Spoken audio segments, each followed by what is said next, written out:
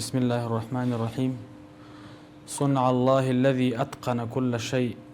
إنه خبير بما تفعلون. صدق الله العظيم. قدرمنو شیخ صاحبانو، درنو علماء کرامو،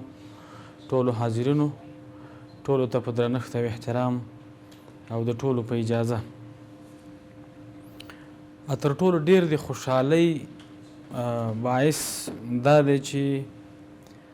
ډیره موده بعد موږ او تاسې د دیني جامعاتو د حکومتي سرپرستۍ یوه بیلګه وینو چې یو نظام د دیني جامعاتو د سیستم او د دغه درسي نظام سرپرستی کوي. په هغه دقیق شکل تقریبا 110 کاله کیږي چې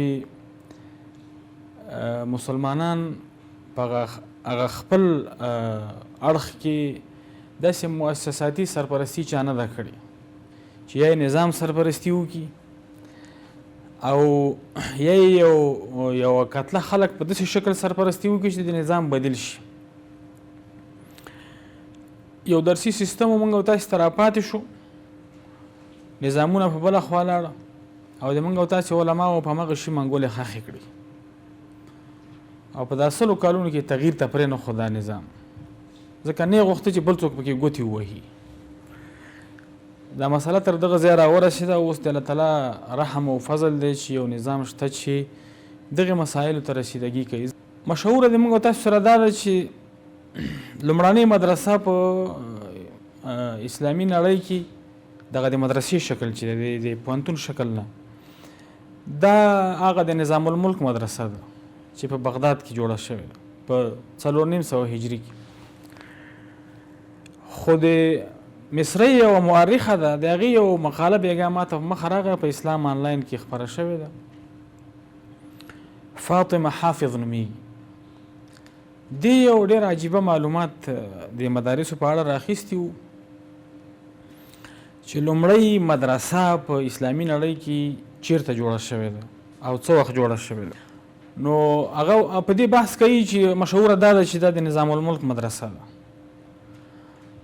خو بیا وایي چې حقیقت دا دی چې لومړی مدرسه په هلمند کې په بست کې جوړه شوې ده په 300 هجري کې.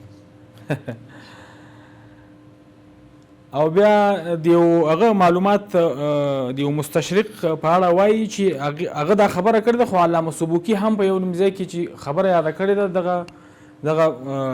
فکر تاییدوي چې لومړۍ مدرسه دا په بست کې جوړه شوې ده په هلمند. موږ او تاسې دا وطن هم په تاریخي لحاظ هغه علمي تاریخ یې ډېر خاورو لاندې پروت دی، په ایرو کې پټ دی، چاته ډېر نه معلومیږي، چا ورباندې ډېر بحث نه دی کړی. موږ او تاسې د بست او د هرات او د هلمند او د هرات او د بلخ او د تخار او د دغې د بدخشان دې منطقو د علم تاریخ دا یو ډېر زرین تاریخ په خپل وخت کې تیر شوی دی. ما په یو ځای کې ولوسته چې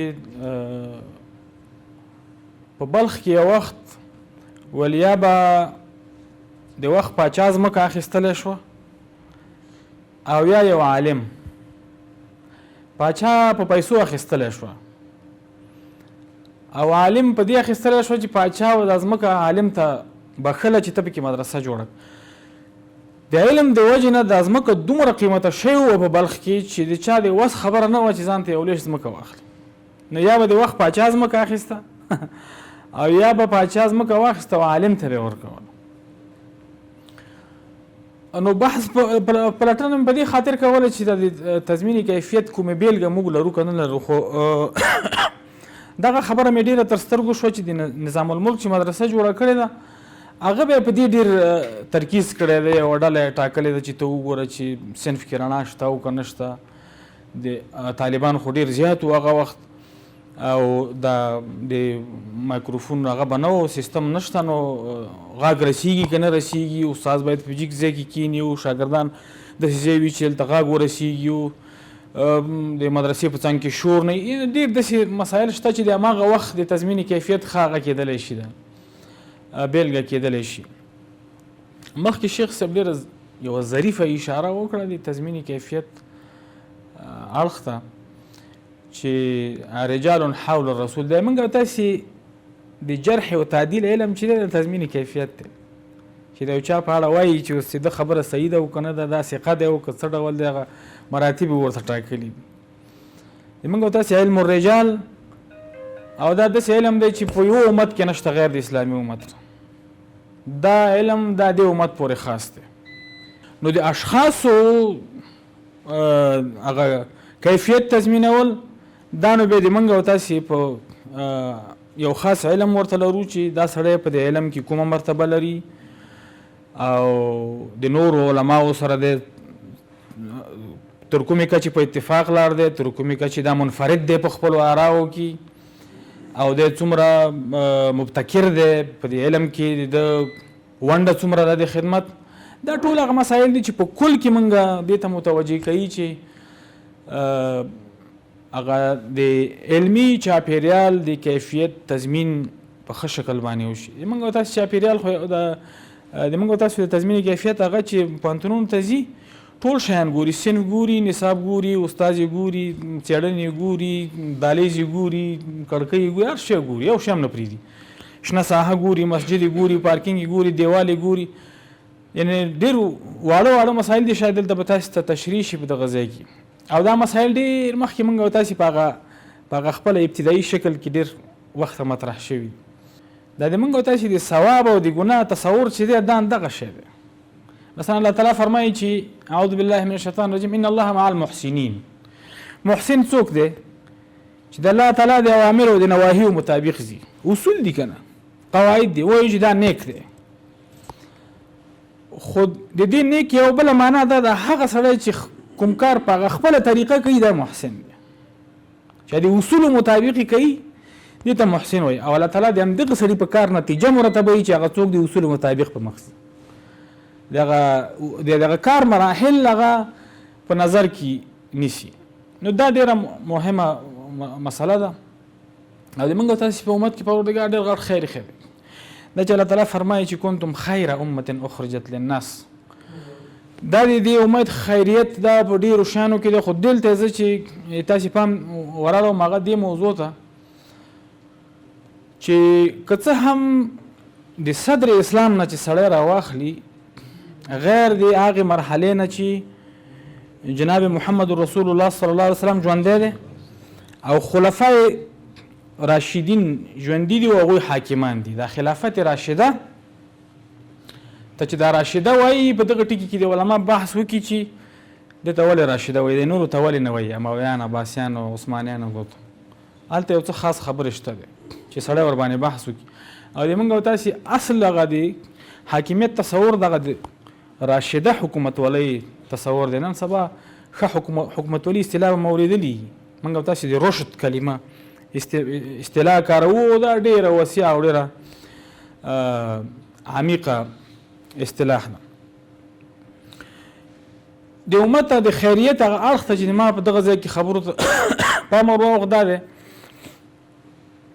چې د هغې دوه دورونو نه عهد نبوت او عهد خلافت چې هلته من حیث نظام او من حیث حاکمیت دا امت د نظام په غیږ کې هغه غلی دی او هلته دا ته نشي بیلولی چې دا کار امت کړی دی او که دا حاکمیت کړی دی دا کار یا دا نظام کړی دی. خو وروسته ډېره ښه تفکیک کېږي. په راوروسته کې تصور ته چې وګورې ټول کار چې کړی دی هغه امت کړی دی خو منسوبېږي هغه نظامونو ته. مثلا وایو چې دا د امویانو په وخت کې شوی دی، دا د عباسیانو په وخت کې شوی دی، دا په اندلس کې شوی دی، دا د عثمانیانو په وخت کې شوی دی. خو کړی امت دی بالخصوص علمي کار او دا د دې امت خیریت هم دی. او دا د موږ او تاسې چې کوم نسل راپاتې شو په داسې وخت کې چې په ټوله دنیا کې داسې څوک نه و چې په سر ورته لاس راکاږي، یو یتیم نسل و چې دوی د خپل تراث داسې وساتلو چې که مخکې تګ ته پرې نه ښودې بل چا ګوتو ته هم پرې نه ښود چې په دغه نظام کې څوک ګوتې ووایي. دا یو ډېره د دغې دورې هغه تر ټولو ډېره قوي خبره په دغه ځای کې ده. اگر که موږ من حیث امت باید